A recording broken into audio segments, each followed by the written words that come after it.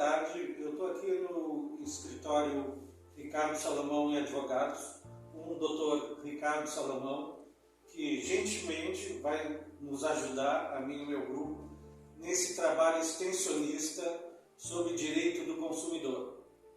Dr. Ricardo, muito obrigado pela sua colaboração.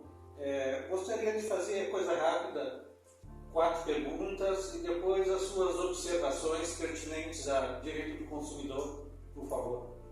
Ok, é uma honra, tá? É uma honra, um privilégio ter sido escolhido por vocês para responder essas perguntas e para contribuir aí com esse trabalho. Obrigado, doutor. Então, vamos à primeira pergunta. Doutor Salomão, como especialista em direito do consumidor, qual sua opinião a respeito da reduflação, estratégia dos fornecedores que consiste em diminuir o tamanho e o peso das embalagens e dos produtos, mantendo o mesmo preço? Essa é uma prática absolutamente reprovável, que infelizmente acontece, vem acontecendo, ainda bem que de maneira pontual, não é uma coisa que está espraiada, né, pelo nosso sistema de fornecedores. São alguns fornecedores que fazem essa prática, que é absolutamente reprovável. Ainda bem para nós, todos os consumidores, que a grande maioria dos fornecedores não tem essa postura. E eu digo o seguinte, a minha recomendação sempre é que o consumidor, que nós, enquanto consumidores, que a gente denuncie essa prática, que a gente vá ao PROCON, que a gente procure o órgão de defesa do consumidor, vá ao PROCON e, se for possível, mas é um pouco difícil, eu reconheço isso, que a gente colete provas no sentido de demonstrar que essa prática está acontecendo. Por exemplo, guardar a embalagem anterior e a nota fiscal para comprovar, comparando com a nota fiscal e a embalagem atuais, que está havendo essa prática. Reconheço que é difícil, nós não temos essa prática de guardar essas coisas, mas essa seria a maneira de comprovar. Mas de qualquer maneira, tendo ou não tendo a prova, recorrer ao PROCON e denunciar essa prática. Além disso, denunciar também junto aos sites do tipo Reclame Aqui. O site Reclame Aqui é um excelente canal para todos nós consumidores, para a gente fazer reclamações de todas as naturezas, inclusive essa. Perfeito, doutor. E só complementando essa pergunta, o senhor acha que essa estratégia chega a configurar má-fé? Acho que sim.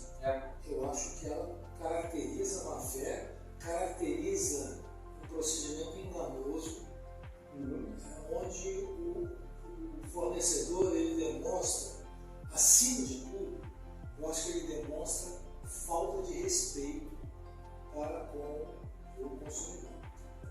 O senhor acha que existe muita demanda jurídica nesse sentido? Qual o comportamento do consumidor? Como eu disse na primeira resposta, infelizmente, o consumidor não tem, o consumidor brasileiro, de uma maneira geral, ele tem a prática, ele adquiriu essa cultura de judicializar certas demandas de consumo. Por exemplo, contra as voadoras, contra cartão de crédito, contra bancos, enfim, ele tem essa cultura. Mas, no que se refere a esse problema especificamente, as demandas são muito pequenas, principalmente pela falta do material probatório, como eu falei para você. Entendi. Então, eu acredito que, à medida que a gente vai amadurecendo enquanto consumidores, nós vamos chegar num patamar onde também aqui, nessa postura inadequada, a gente vai conseguir judicializar com sucesso, caso o PROCON não consiga resolver isso pela negociação.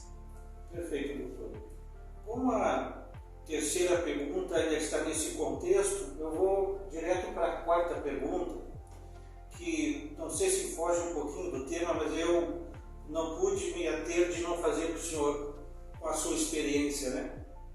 Doutor, em países como os Estados Unidos, o consumidor recebe proteção ampla e rigorosa nas relações de consumo.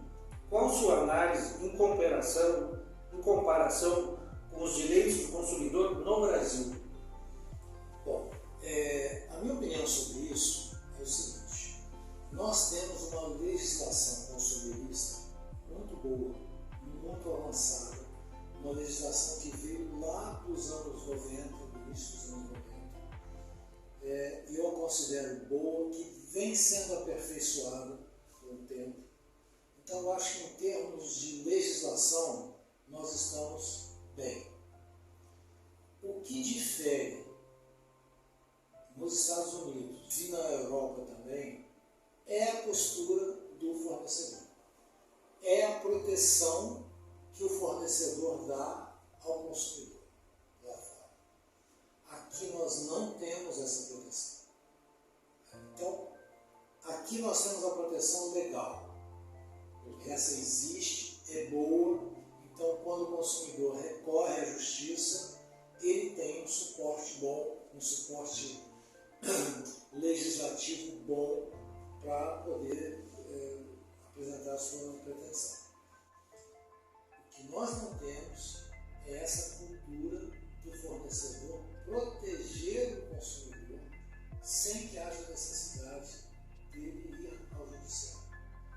Eu gosto de dar alguns exemplos, né? O exemplo da época que eu morei na Alemanha, isso lá na década de 80, meados da década de 80, e na Alemanha eu me lembro que nós compramos uma bicicleta para uma das minhas filhas e ela não se adaptou à bicicleta. Tentava, não sei se tinha medo, ela não se adaptou.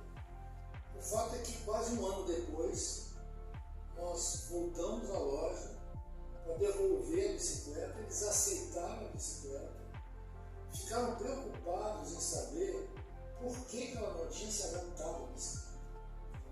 Essa que era a grande preocupação deles. Ficou com o produto, O que houve com o produto é ruim, o que aconteceu? Então veja o tratamento que foi dado. Outro exemplo, lá na Alemanha também, eu comprei um teclado e lá, na cidade onde eu morava, a tensão mais em toda a Alemanha era 220. A tensão fase neutro, 220. Então, o meu teclado tinha uma fonte de alimentação com 220. Quando eu ia voltar para o Brasil, 2 anos ou mais depois, eu percebi que era 220. E eu voltei na loja, expliquei para eles que eu morava na cidade onde a tensão era 127.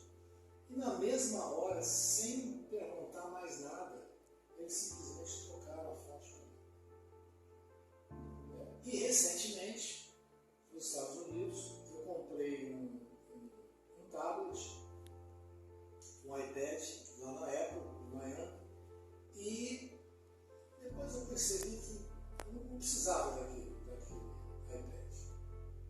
Me arrependi. Voltei lá algum tempo depois e eles aceitaram a troca, me devolveram o dinheiro na íntegra, não perguntaram nada. Quer dizer, então a postura do fornecedor é uma postura diferente. É uma postura que tem por objetivo 2 coisas. Primeiro, fidelizar o consumidor.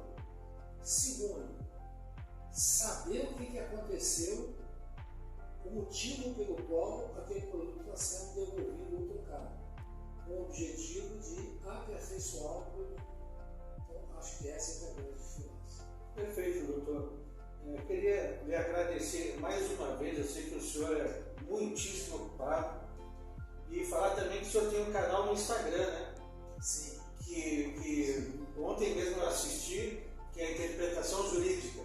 Isso. Que o senhor fala que a ideia, quando é colocada no papel, ela perde um pouco o seu conteúdo, né? A ideia é muito mais ampla, né? Que bom que você assistiu. Eu recomendo aí a todos que assistam. Não vou chamar de aula, é um bate-papo que nós fizemos lá sobre interpretação jurídica.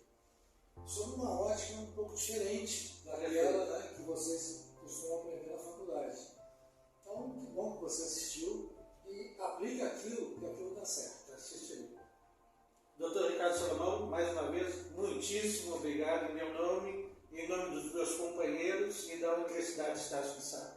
Eu que agradeço e mais uma vez, privilégio, uma honra ter sido escolhido por vocês. Tá? Muito obrigado, doutor.